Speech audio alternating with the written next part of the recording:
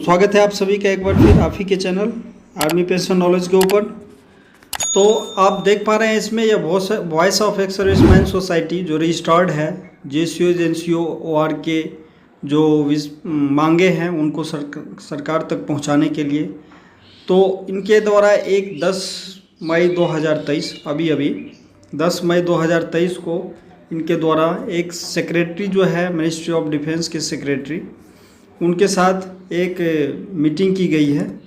ठीक है, तो मीटिंग में क्या क्या पॉइंट डिस्कस किया है और उसका क्या समाधान निकला है ये मैं आपको आगे बताऊंगा पॉइंट बाय पॉइंट, कितने पॉइंट इसमें कवर हुआ है।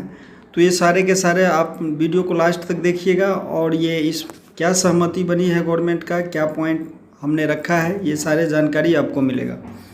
तो देखिए इसमें लिख रहा है जैसे आज दिनांक 10 मई 2023 यानी 10 मई को हुआ है। Defence secretary government of India से voice of ex serviceman society retired के सदस्य ने military reform, OROP, equal MSP, disability, CSD, ECHS और अनेक मुद्दे पर जेसीओ जवान का पक्ष रखा। तो जितने भी ओआरओपी के जो विसंगतियां हैं उसके ऊपर, इक्वल डिसेबिलिटी, सीएसडी की फैसिलिटी, ईसीएचएस का की फैसिलिटी, ये सारे मुद्दे उन्होंने रखे हैं इसमें। तो क्या क्या आगे पॉइंट बाय पॉइंट आपको बताएंगे कि क्या क्या इसमें मुद्दे रखे हैं। तो सबसे पहले जो है यहाँ पे आप देख पा रहे हैं कि जो पहला उनका पॉइंट सबसे ऊपर जो दिया गया है उसमें ये चीज़ दिया गया है कि सिपाही से जेसीओ रैंक के सभी एसएचएस कार्ड धारक अब प्राइवेट वार्ड का फ़ायदा ले सकते हैं। उन्होंने ऐसा मांग रखा है कि सिपाही हो या जेसीओ हो या जो भी रैंक हो प्राइवेट का वार्ड का फ़ायदा ले सकते हैं, क्योंकि ये एक तरह से कंट्रीब्यूटरी स्कीम चल रहा है।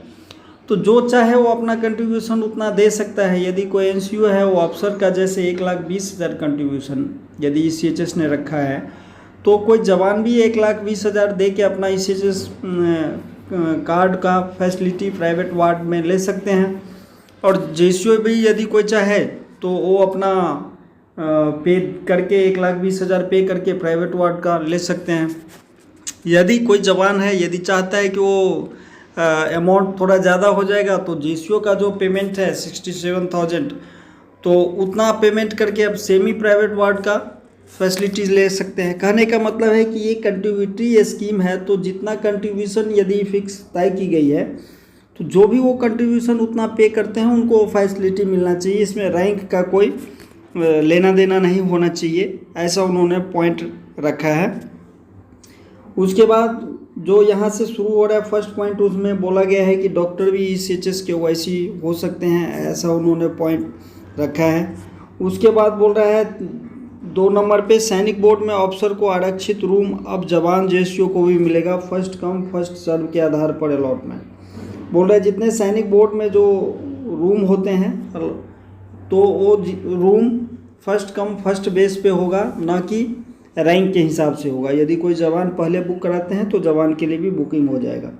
तीसरा पॉइंट जो आप देख रहे हैं सैनिक बोर्ड में सैनिक बोर्ड सचिव अब ग्रेजुएट जेसीओ एनसीओ और जवान भी होंगे।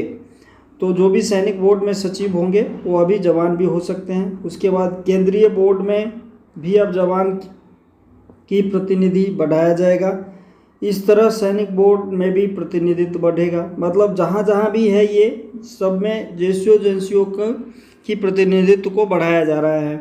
5 नंबर में जो सिक्योरिटी एजेंसी जो ऑफिसर्स को दिए जाते थे और कोको पेट्रोल पंप जो दिए जा रहे हैं उनके लिए भी मांग हुआ है कि ये जेसीओ एजेंसियों को भी दिया जाए। और जो डायरेक्टर जनरल रीसेटलमेंट जो कोर्स करवाते हैं उसमें थोड़ा आकर्षक कोर्स बनाए, थोड़ा अच्छा कोर्स करवाएं और जो सिक्योरिटी एजेंसी जैसे सर्विसेज है वो जेसीओ जवान को भी दें।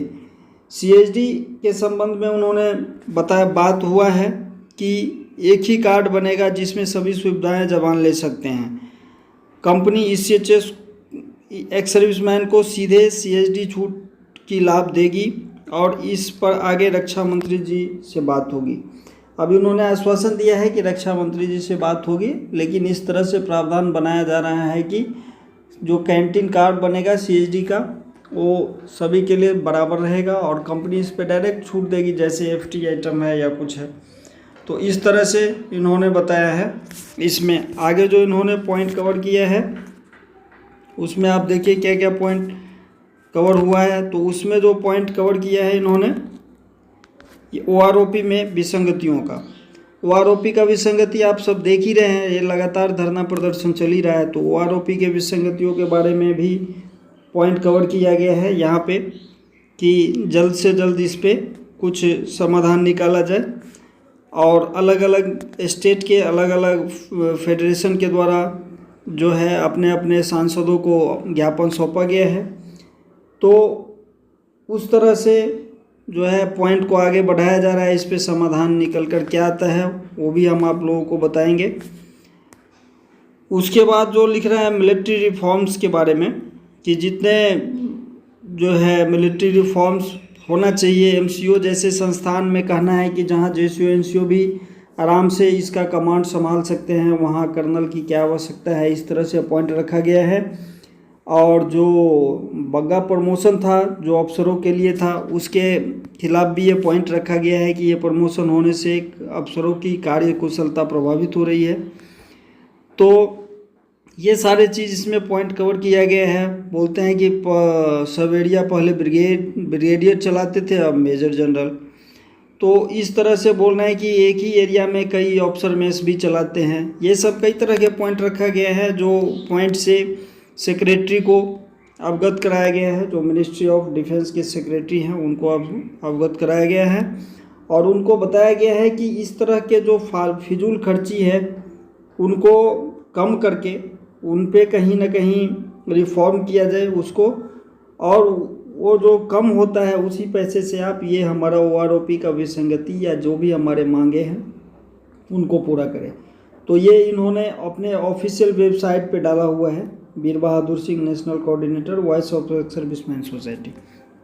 तो आप खुद भी देख सकते हैं इसको कि इन्होंने अपने वेबसाइट पे इसको अपलोड किया है। और यदि आपको जानकारी अच्छा लगा हो तो हमारे वीडियो को लाइक सब्सक्राइब भी कर दीजिएगा। और आप इस जो आपके जो लाइक होते हैं उससे हमें ऐसे वीडियो बनाने में हौसला जाहिर होता है, आपको जानकारी पहुंचाने में। तो लाइक ज़रूर कीजिएगा। कुछ और जानकारी के साथ मिलेंगे आपको अगले वीडियो में, तब तक के लिए जय हिंद।